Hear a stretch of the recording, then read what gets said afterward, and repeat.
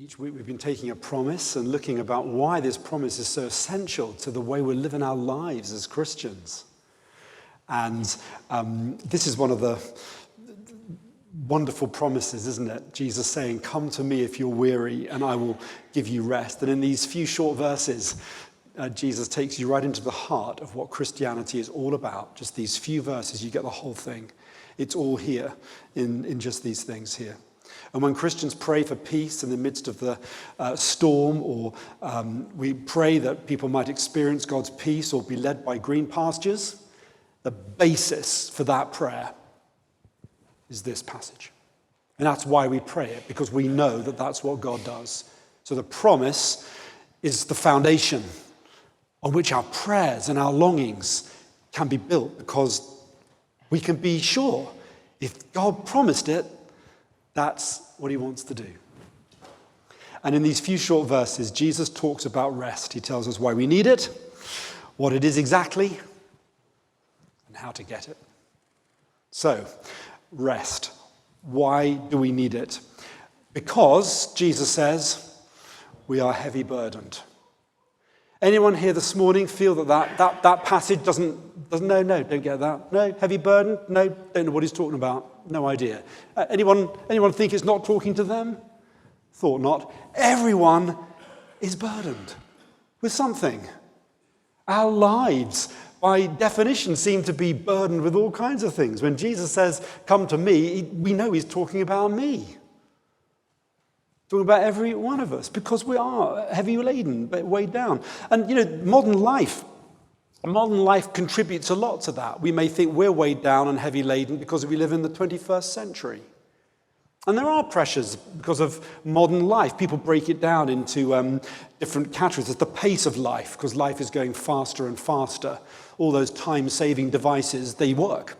They create more time for us to fill with more things. So life goes faster and faster with every new time-saving device. We never seem to have more spare time.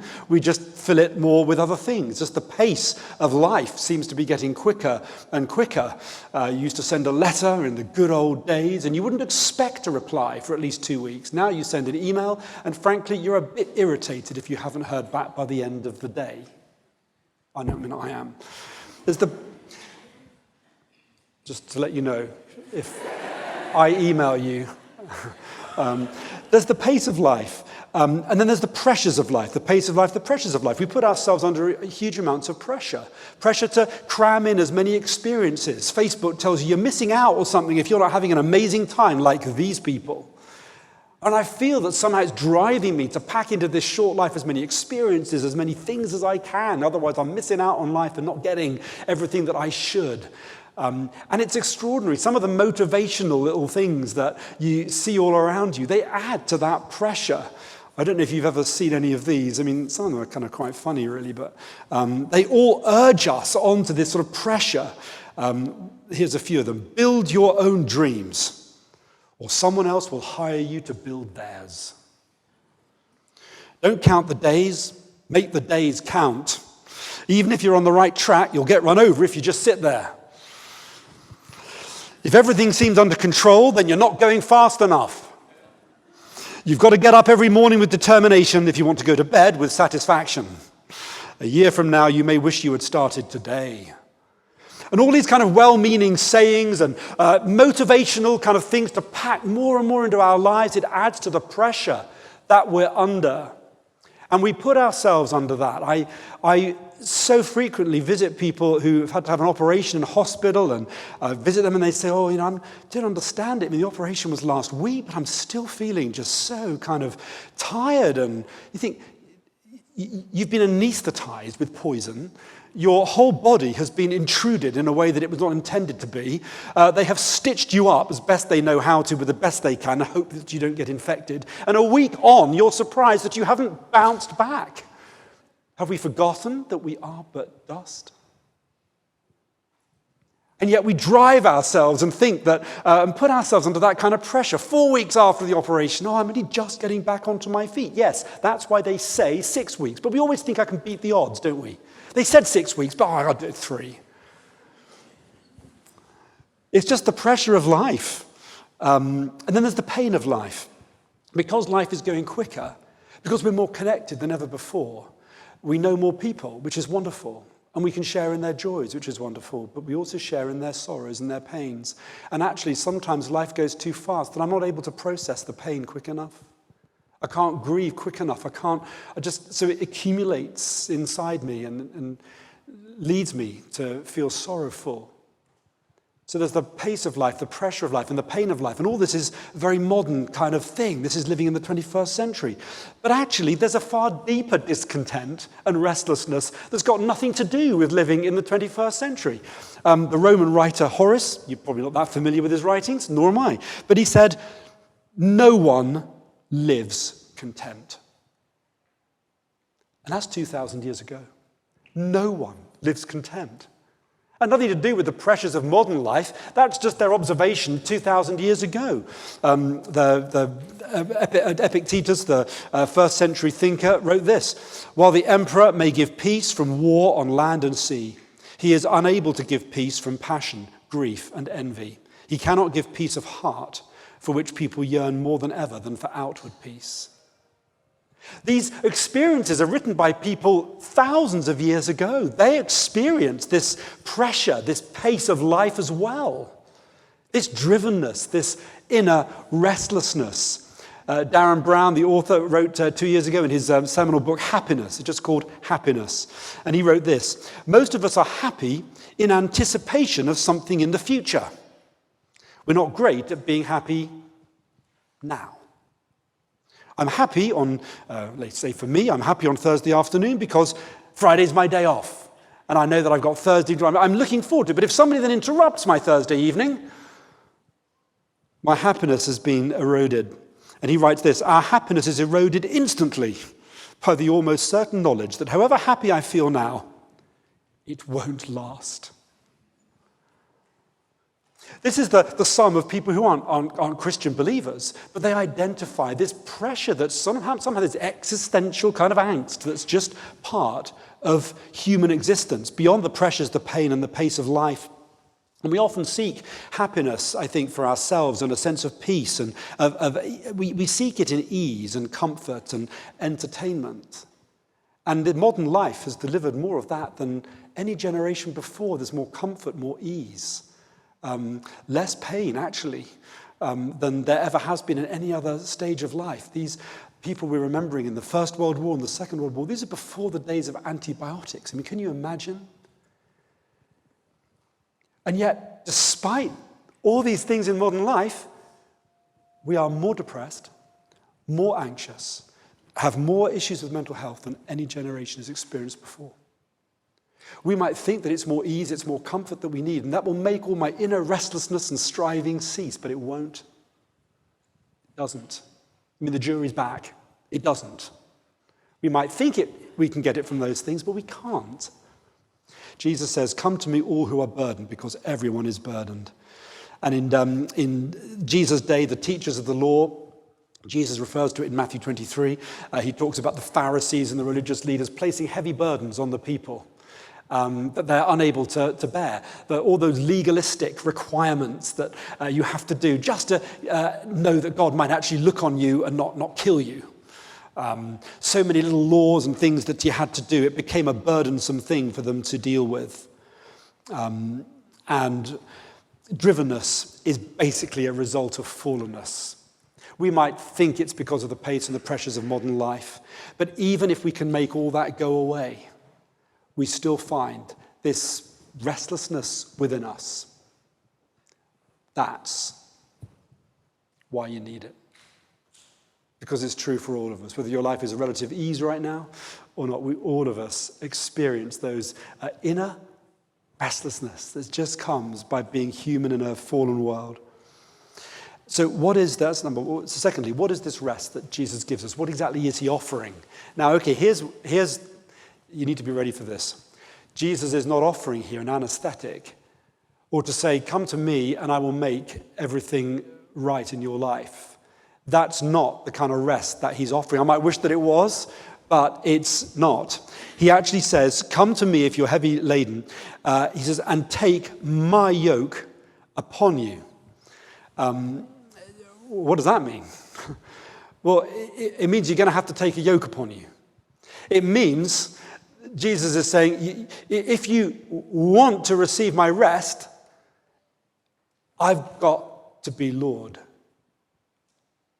of everything. I've got to be in charge of your life. You've got to let me have access to all areas of your life, and I've got to be in total control. That's the deal. He says, take my yoke upon you. And you might think that's a big thing to have to do, an awesome thing. Can I trust that my life will be better if I do that? Wouldn't I rather have control of my own life and actually find that happiness and success and all the things that I think are important to my happiness? Would I not rather find those myself? Can I really trust that if I let him control everything, then I will find that rest that I'm desperately seeking? And Jesus says, you've got to trust me. You've got to trust me. You've got to come to me and you've got to take my yoke upon you. Because that's how it works. Let me dominate your life. Give up your rights to run your own life, because even in ease and comfort, you will still be restless. If you want rest, let me have my way. Swap your yoke for mine. See, today, that goes against what people say today. If you want to be totally free, you've got to be free from everything. Free from all constraints, all expectations that others might place upon you. And yet our restlessness is precisely because we can't find that freedom, no matter how hard we try. So we cast around to find someone to blame. Well, it's your fault for putting those pressures on me. It's his fault for doing that. It's her fault for not allowing this in life. It's your fault for blocking what I wanted to do here. It's always someone else. We're trying to find an excuse for the restlessness within me. And Jesus is saying there isn't an alternative. There's no anesthetic that just makes all that go away, but you can actually have a different Lord. All those things that drive your restlessness inside, he's saying there's a different engine, but you've got to swap one engine for another. Swap one burden for another. The burden of making Jesus Lord, or the burden of doing it all myself. Jesus is saying, don't you see that it's what you're yoked to that drives our restlessness. We're yoked to that nagging feeling that I'm not good enough, that nagging feeling that someone else might be having a better fun life than me, that nagging feeling that I won't make the grade, that nagging feeling that my life will be insignificant. Those things going on internally. I love what somebody said here. They said we have to learn what it is to enter God's Sabbath, to enter God's Sabbath. What they said is this, that the soul pressures of life are driving every one of us. And we need, and I love this little quote, we need to lay down the machinery of regret and the inner murmur that I am not okay. And this goes on all the time in us. And what Jesus is offering is to swap. He's saying, you give me that, and I will give you myself. But you have to let me do that, and you have to trust me that I can do it. And then he says something else. He says, which is extraordinary. He says, take my yoke upon you. Take my yoke upon you. What does that mean? It means everyone's yoked to something. We think, no, if I can just get free from all those different external pressures and sources, I'll be really happy and I'll be at peace and my whole life will be restful. Jesus is saying, no, it's not possible. You're yoked to something. He says, if you don't take my yoke upon you, fine, take your own yoke upon you. Take everybody else's yoke. You will take someone's yoke upon you. That's what humans do. Jesus is saying, I'm offering you my yoke instead of something else. But the idea that we can just be yoke-free is a myth. Because the inner murmur of regret never goes away. It's fallen human nature. We're always going to be yoked to something. Some people are yoked to, their children, or to the idea of love and romance. Or I was at a conference with Gordon this week, and they said that one of the common addictions that people don't recognize as an addiction is the addiction to DIY. Like a sword through my heart, as I just was, because I was actually just sort of thinking, it's 3:00, and by the time I get home, I'd just be trying to give another coat of paint on that windowsill. I was actually thinking that, and then up on the list came DIY and decorating. It's just, apparently some people get obsessed with it, and it becomes this kind of all-consuming thing. You're going to be yoked to something, even if it's decorating. Anyone else want to join me in that? We could go to a course together, couldn't we, and get free of that. all kinds of things that we're yoked to. Everyone's living for something. Some people say, well, I'm okay, I'm going to lay down all those expectations. I don't have to be the best. I'm just going to be a good person. Just try to be a good person. Many people in modern society who aren't believers say that. So I just want to be a good person. That's all I'm aiming to be, really. Nothing special. I don't have to be the best. I don't have to live up to your expectations. All I have to do is be a good person. The problem with that is that if you're going to make your own personal morality the benchmark of your life's value, it's going to have one or two things going to happen. When you succeed, you'll become a self-righteous bigot, and everyone will hate you, and rightly so. The alternative is when you fail, you feel that you've let yourself down, everybody down, and now there's no one to speak anything good about your life because you have failed in your own self-assessed morality. So even just to say I'm going to be good doesn't work. It's not. You're either going to be one or the other. Your soul will shrink either way if you make your own self the judge of your morality and what your life is worth. We cannot validate ourselves. We need someone else to speak over us. Who we are, why we matter, what my life is for. And that's what Jesus is offering when he says, I'll give you rest. I'll give you rest from that inner voice that's never quite satisfied, that feels you've always failed somehow, that your life might be meaningless, or that your own sense of inner morality has somehow failed, and that you know that you can no longer be the person that even in your best hopes you wish you could be, because we are frail and we fail. Jesus says, come to me, because the kind of rest I want to give is I can put all that to one side. His yoke is easy because we can't be whoever we want to be. We can't do whatever we want to do. I keep hearing this all the time. You can be whatever you want to be. You can do whatever you want to do. No, you can't. You can't. I simply couldn't be a nuclear physicist. It's just not possible. I don't have the abilities and the skills. I probably could be if I spent the next 50 years. Well, I haven't got 50 years, have I? No, I haven't. Don't be nice. I haven't. I haven't got 50 years. It's never going to happen. I can't be anything I want, and I can't do anything I want to do. It's just not possible. And yet that inner drive that I want to be, I've got to be whatever I can be, that actually is what drives us. Jesus says, come to me, and you don't have to worry about that because you'll be what I want you to be, and you'll do what I want you to do. See, if I was going to base my sense of well-being on my story, the problem is that my story is really boring. It's really boring.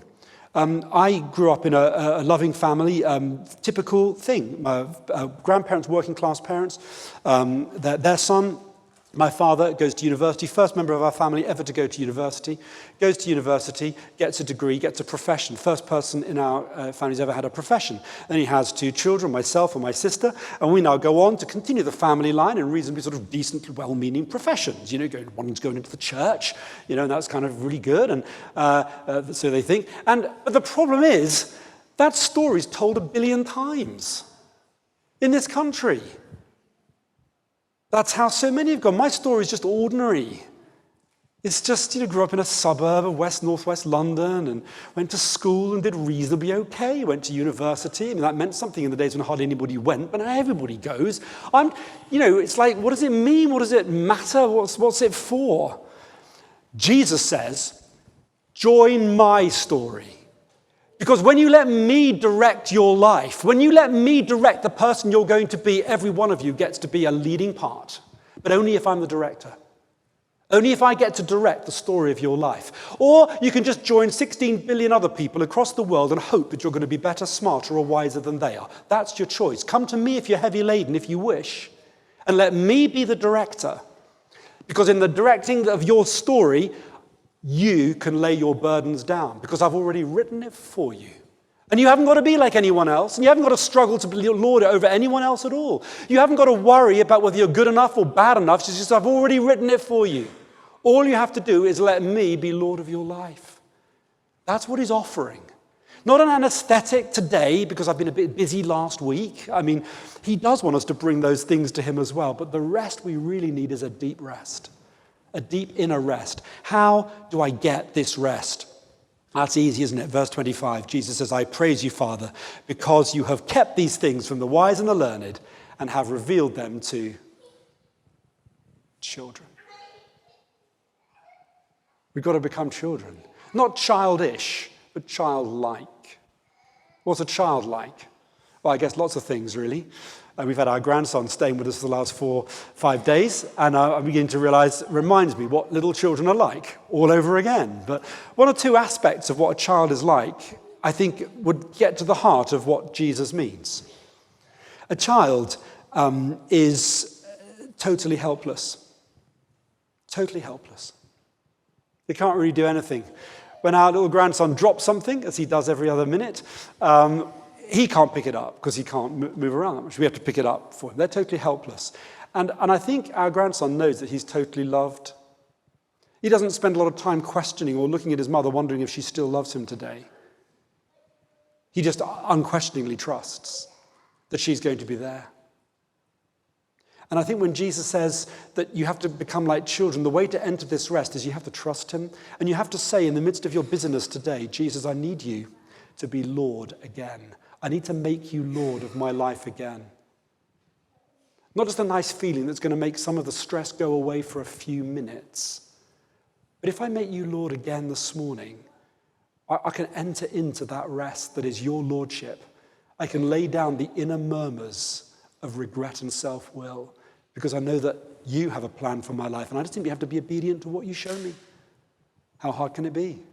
How hard? But it's an easier burden than the alternative. Much easier. We have to come trusting and we have to know that we're loved by our Father.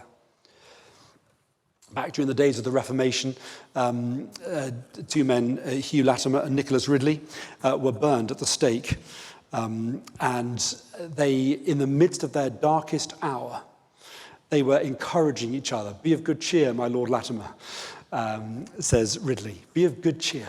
For today we shall light a candle in England that will lighten the whole nation. They knew, even in the midst of that just extraordinary injustice and pain, being burned alive at the stake, they knew that they had an inner peace, an inner sense of being at peace. Another martyr, John Bradford, several years earlier, likewise burned at the stake with another colleague. And he said to his colleague, as the flames licked up their bodies, he said, "Do not be afraid, my friend. Tonight we shall have a merry supper with the Lord." I want to go like that. But contrast that with how Jesus dies. Does he die restful and contented? No, he doesn't. He's nailed to the cross and he's in agony. And we see the agony and we have the words recorded. At one point he actually shouts out, my God, why have you forsaken me?" When Jesus dies, it's not a picture of submission to the lordship of Christ in the face of pain and hardship. No, Jesus is suffering. And he's agitated and cries out. And everybody's standing around watching it. Why? Why can these martyrs go to their deaths with an inner peace, and as Jesus dies upon the cross, he's just full of angst, and it's not restful and it's not peaceful at all? Because he's taking upon himself your restlessness. He's taking upon himself all those murmurs of regret and self-will and self-determination, all that striving. He's taken it upon himself. That's why he's crying out in desperation.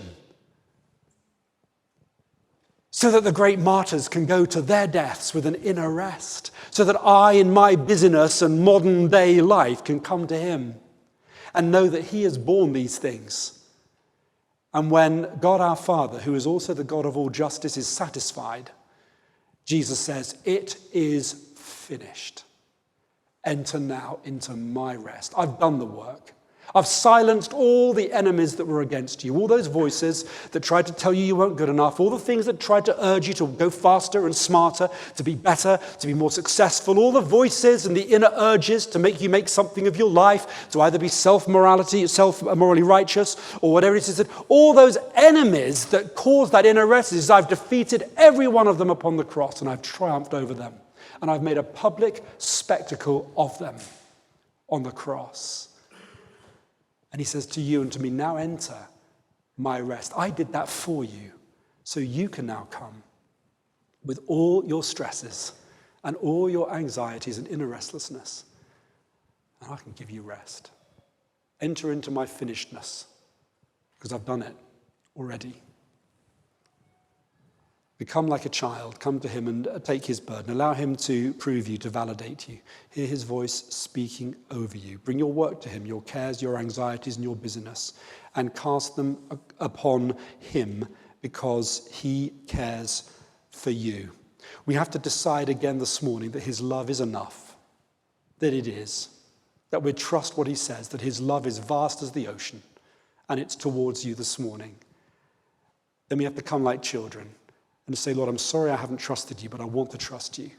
And I'm inviting you again to be Lord of my life today. And I want to exchange all this inner angst for the rest that you died to win for me. Submit to his lordship, who he's made you to be and what he's made you to do. And then perhaps when you go home, go to the bathroom, look in a mirror and speak Psalm 23 over yourself. The Lord is my shepherd. He makes me lie down in green pastures. He restores my soul.